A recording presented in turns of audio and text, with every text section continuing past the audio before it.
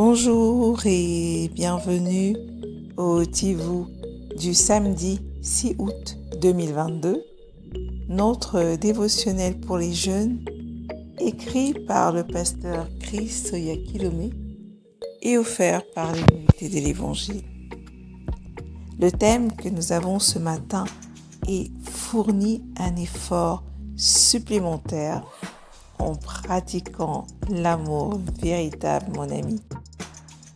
La Bible nous dit dans 1 Jean 3, versets 17 à 18, « Si quelqu'un possède les biens de ce monde, s'il voit son frère dans le besoin et lui ferme ses entrailles, comment l'amour de Dieu demeure-t-il en lui?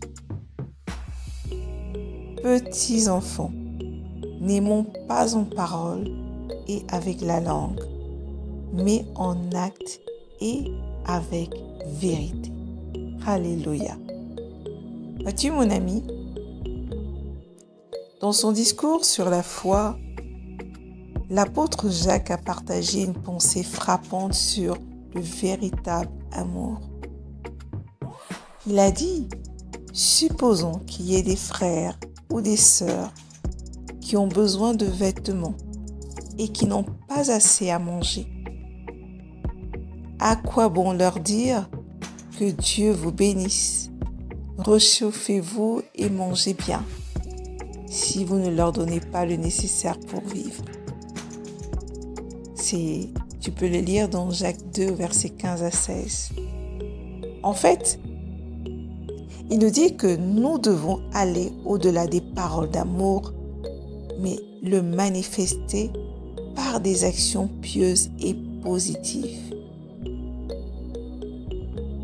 Dans sa traduction, le verset que nous avons lu peut être encore dit ainsi. « Mes chers enfants, ne nous contentons pas de parler d'amour, mais pratiquons l'amour véritable. » Pratiquer l'amour véritable, mon ami, signifie d'aimer ton frère et ta sœur dans le Seigneur, comme Christ lui-même il t'a aimé. Il dit dans 1 Jean 4, verset 20, « Celui qui n'aime pas son frère qu'il a vu, comment pourrait-il aimer Dieu qu'il n'a pas vu ?» Ainsi, tu prouves réellement ton amour pour Dieu dans la manière dont tu montres ton amour aux autres, en particulier aux autres chrétiens. Si tu n'aimes pas activement ceux pour qui Jésus est mort, alors tu n'aimes vraiment pas Dieu.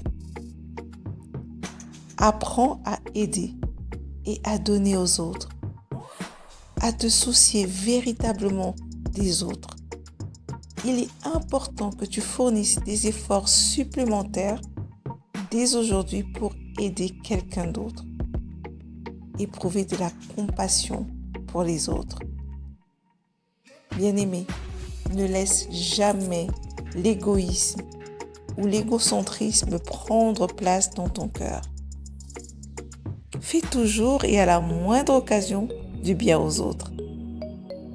Souviens-toi que chaque petit acte d'amour ou de gentillesse que tu poses à l'égard d'un ami ou d'un camarade chrétien est grandement récompensé, car c'est le Seigneur lui-même à qui tu poses cet acte.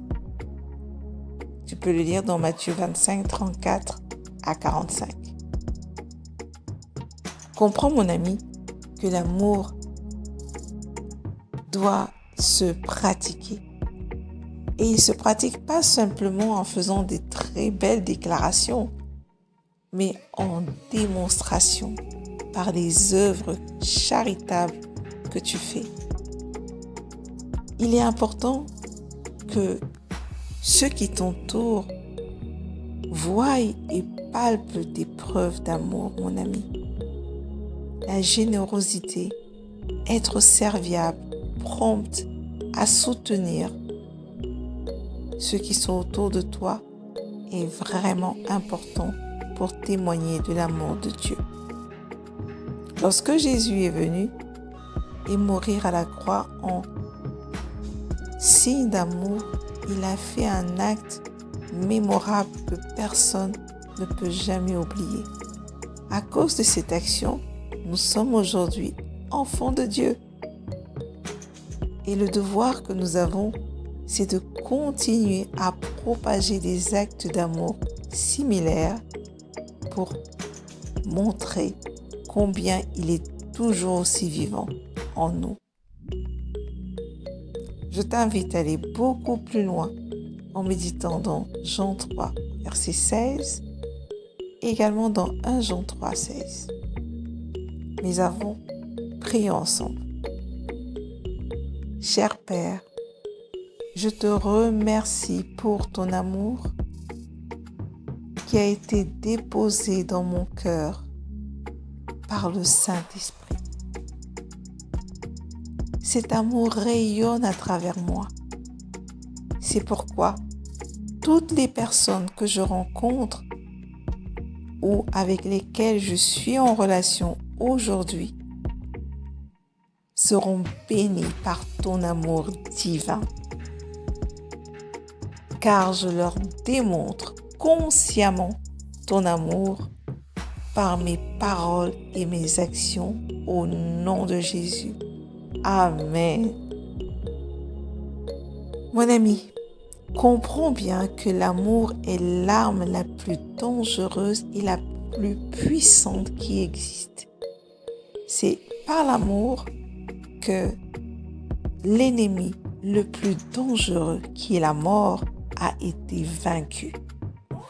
Alors, combien de raisons n'avons-nous pas de pratiquer l'amour au quotidien pour vaincre tous les ennemis de nos vies?